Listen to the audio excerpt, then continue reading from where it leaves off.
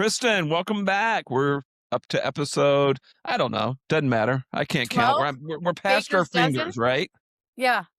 There you We go. passed 10. That's all that matters. Exactly. Yeah, tell us about your week. Tell us about your Mondays on Main Street. Mondays on Main Street was super exciting because this time we got to kind of compare uh, what's been going on at Disneyland since the beginning, right? Since 1955, and this vision that Walt had for the future and this love for the idea of tomorrow. And we just so happen to have 4 humans in space that are setting, I believe, records, right? For I believe it's the distance, if I'm not Th- mistaken. They are farther from Earth than any humans ever have been. The previous record um, set by the crew of Apollo 13, who unfortunately never made it to the moon, and it's considered to be one of NASA's greatest successes, was their ability to get them back after the explosion on the way to the moon. Right. And in order to get a quote unquote free return, meaning using gravity, they ended up what was to that point the farthest anyone had ever traveled from Earth until this week. And oddly enough, I was on a call Tuesday with a gentleman who is close friends or was close friends with Fred Hayes. And Fred Hayes was one of the Apollo 13 astronauts. Wow. It's funny you bring up Apollo 13 because my husband and I just went back this week and watched it, just kind of Oh, as it's a such a great refresh. movie. I love it so much more now, now that we actively have humans in space. I think that that's something that I worry about our generation, being an educator of teenagers. They have the world in their hands and they see things and they've got AI and they live in a day and age that like we only dreamed of when we were younger. And I just hope that they don't miss out on the magic and the miracle that's kind of behind space travel. Like, I hope we never get tired of it. Yeah, it's incredible. I will often look up at the moon and I have to pause and remember we went there. And I Yeah. remember going there. It was just shy of my 5th birthday. We were living in North Carolina, but happened to be Wow. in Washington, D.C. that week. And I remember the night that we landed on the moon. And so I remember a little bit of the world before landing on the moon. And now, of Right. course, we live in a world where where we have, and it very much is a before and after kind of thing. My favorite Apollo 11 story, and it puts it into perspective, and it's a perspective that maybe we haven't had, but we're starting to get as a result of the events of this week. Mhm. So going back to Apollo 13, manned by Jim Lovell, who was played by Tom Hanks in the 1995 movie, I believe it was, might have been 94. Jim Lovell's job the morning that Apollo 11 launched, July 16th, 1969, his job was to escort and sit with Charles Lindbergh. Now, Charles Huh. Lindbergh became like the world's first global celebrity for having flown solo across the Atlantic, New York to Paris, Right. 1927. In fact, he My was such a goodness. global phenomena that the first Mickey Mouse cartoon, which was not Steamboat Willie was the first distributed Mickey Mouse cartoon, and the first Uh, cartoon with synchronized sound. But the very first Mickey Mouse cartoon was a cartoon called Plain Crazy, Crazy. which Yep. starred Mickey Mouse being a cartoon version of Charles Lindbergh because he was so incredibly popular. Now Wow. imagine being a global phenomena because you flew solo from New York to Paris and across the Atlantic, and now just 42 years later, Hmm. you're watching a rocket take off and send men to the moon. Wow. It's been 53 years, 54 years since we were last on the moon. In other words, it's been a greater period of time since the last Correct. moon landing than it was from Charles Lindbergh to Apollo 11. Isn't that Right. crazy? It is so mind blowing. And you think of how much more we've been able to accomplish as a human society, right? Like as a Yep. people group in that amount of time. It just, for people like Elon Musk, I feel like he gets to just go play with rockets and it's no big deal. But like, God, I hope even Elon, before he lays his head on the pillow, looks up at that moon and still has that same kind of sense of wonder. I don't know that Speaking, Elon lays his head on the pillow. He's a busy boy. he probably doesn't need to sleep. No, he's just got Probably one of the not. battery chargers like a Tesla. And just in Yeah. a few hours, he's ready to go. Yep. One of the things that I was so excited to share in this week's article was that phenomenal picture Mhm. of just what I thought really encapsulates this idea of keep moving forward. And Make I felt progression. like if there was a moment that Walt himself was just probably beaming ear to ear, like, I just pictured him sitting on the lawns of the Grand Floridian, just like a little kid, with his eyes big, like on Christmas morning, where he's seeing to the left was, the contemporary, which Mhm. in itself, in its own right, and you've got your own story and your own personal connection to that resort. But I mean, that was so advanced for its time, to have an A-framed hotel with a hole in the middle of it with a monorail going right through the center. Like, who's done that before?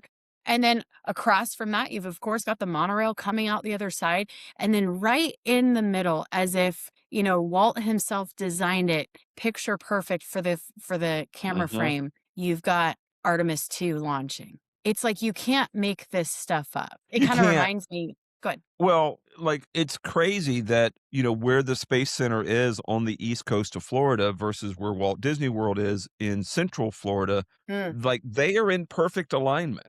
And so if you time it right, even if you're wow. at Walt Disney World, you can see launches from the Space Center. It's Right. incredible, Well, that goes right? back to our And first super, special super guest cool, who was working at right? Epcot when unfortunately Yep. the Challenger accident happened. So, right, like, you're right in the line of a good show there. So, what a Yeah. lucky shot that was. Yeah, and I think it's so unique, which you will appreciate, who Walt was, because he had one Mm, foot in the past, right? right. He knew who we were, where we had come from. Yeah. He wanted to honor history and tradition, i.e., Main Street and 1900s and what have you. Mhm. But he had that other foot in the future and was always looking forward and heading off into Tomorrowland. It's interesting, and I've had this conversation multiple times this week. Partly a byproduct of what's going on with Artemis, and a Mhm. byproduct really of your article on Monday. Um, you know, I'll share stories about Walt and nobody ever like doubts or questions it except for this Mm, one. And I have on multiple occasions had to like send people the sources for this. So really? yes. So when Disneyland was under construction, of course, part of the funding comes via ABC television, and in return, Walt has to produce programming which Right. gives us the Disneyland television show that premiered on Wednesday nights, ABC, in October of 1954. Mm. Well, those shows were really just one long infomercial for Disneyland that Yeah. was gonna open in July of '55. Genius idea. And, the episodes centered around the various lands, and eventually they got to Tomorrowland, and they're like, "What are we gonna do?" What did we do here? Yeah. Because, they hadn't broken ground on Tomorrowland. There was even talk of not even opening with a Tomorrowland, we'll build it, well, tomorrow. Tomorrow. And so eventually they called up Werner von Braun, the German rocket scientist that we had successfully managed to bring over following World War II, and they asked him if he would be willing to be a guest on the show, and Mm, he agreed. And so he pitched this idea of we need to go to the moon, we need to build a rocket that is going to be big enough to take us there, and he right. is the designer and visionary behind the Saturn V, and here's how it can happen.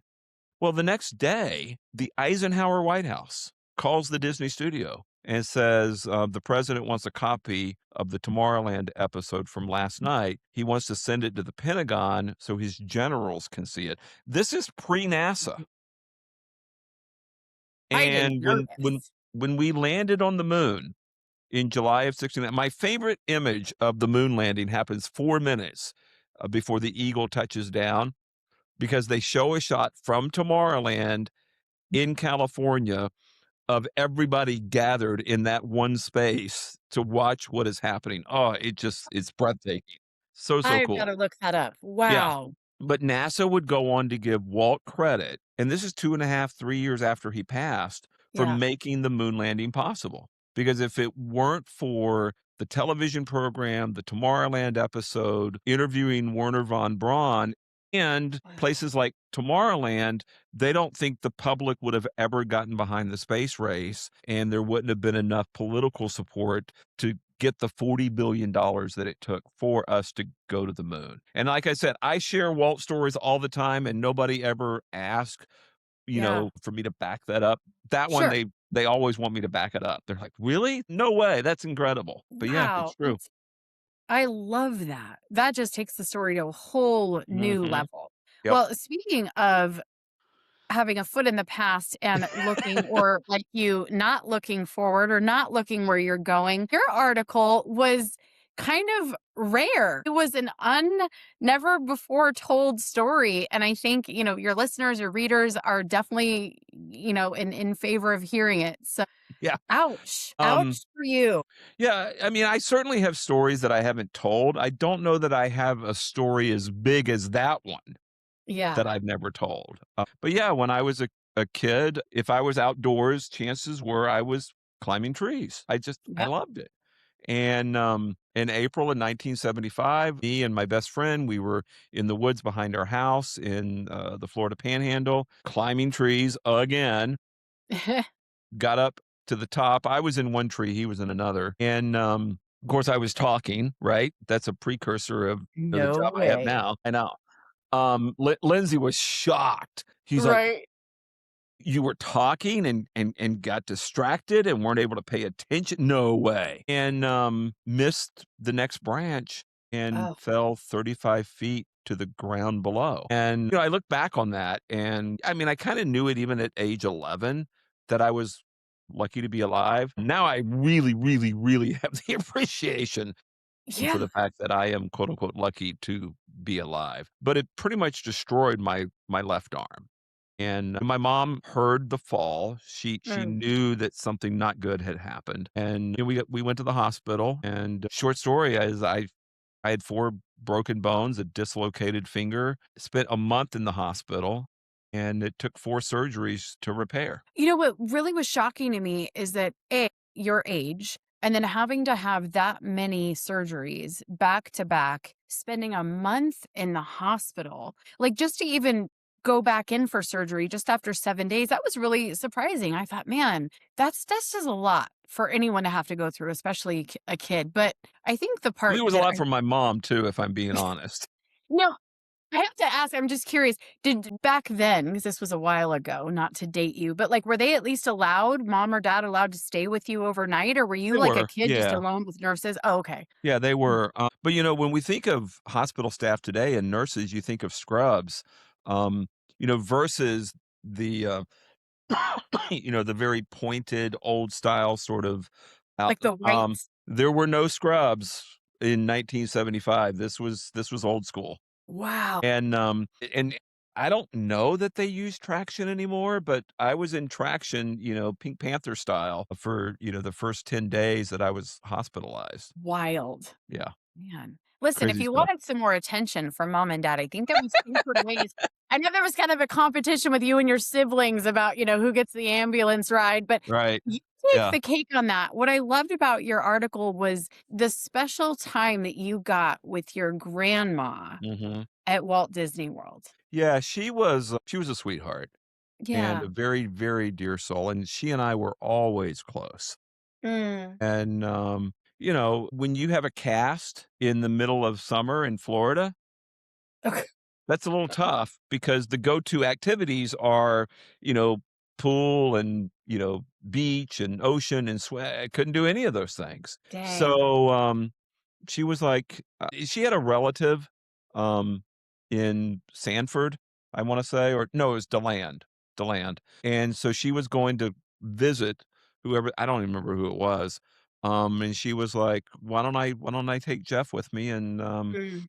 we'll go to Walt Disney World." And it was amazing. It was just, like, fantastic, and I had been there, just the year prior, but the huge difference is, I was there in August of '74. The Tomorrowland that we would come to know and love at Magic Kingdom did not open with Walt Disney World in 1971. Mm, That version, which included the People Mover and the Carousel of Progress and sure. Space Mountain, the first Space Mountain, that doesn't come along until 1975. I can remember it being under construction and wishing I could experience it when we were there in August of '74. Sure. And, I wanted to ride it so desperately that I jumped out of a tree a few months later so my grandmother would take me the following summer. But that was how I got to go on what remains to this day my all-time favorite attraction, and that is Space Mountain. And I'm sure part of the connection for me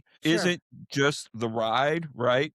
But it's Right. the emotion that I felt when I was 11 and the gift that my grandmother was giving me. And, you don't ever lose that. No. And the heart connection that I made with that personally was the very first time I had ever been to Disney World was when I was in high school. And it was the year that I was graduating high school in 2002. And I'll never forget, I had a picture frame that said, "Ears to You, 2002," with, of course, Mickey and the Mhm. gang. But my mom was actually attending the Walt Disney World PHR program. And so we got to fly for free basically while she did that. So she was doing her professional human resources courses all day at the resort. And then that meant dad and I got to go play in the parks. Now, my brother and my dad had a very close relationship because they were both outdoorsmen and they loved to hunt and go kill animals and then eat the animals. That was not my kind of thing. Not So me either.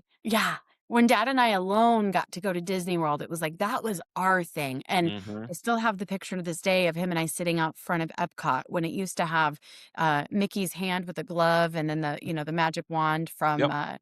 yeah, you know what I'm talking about. I still have it to this day. And so Epcot has a very special place in my heart specifically, and it has nothing to do with any of the attractions, but I immediately am taken back there. And those are those real special moments that we have with, unfortunately for both of us, people that are no longer Right. here. Yep. Um, and I think that's the power of a story. I think that's why I love Mondays on Main Street and I love reading your Wednesdays with Walt. And I love what Walt stands for because it's all about the story and how you're able to move people by taking them there. So thank you for taking us there. Well, you're welcome. And, going back to your article and the photo, we see that photo and we feel something, right? Hmm. I get on Space Mountain and I feel something, whether Right. it's a connection to my grandmother, whether it's a connection to the moon missions in the 60s and the 70s, whether it's a connection to your dad, like whatever. And that's the power of Yes Story. And I think it's the power of the Disney brand because, going to a Disney park has become sort of a rite of passage when you grow up in the United States. Sure. And as a result, I have those stories and experiences with my family, my grandmother. You have those stories and experiences with your family, your dad. Hmm. And as people like stack those, we keep going back with our own kids and our own grandkids. And Right. there's so many levels and layers to why Disney matters so much to us. Right. And, it didn't start out that way, right? But, Walt kept moving forward and wow, look where we are now. Absolutely. And if there's not hope in that, then I'm not sure there's hope at all. All right. Well, that'll wrap it up for us. Thank you guys for joining us, and we will see you all real soon.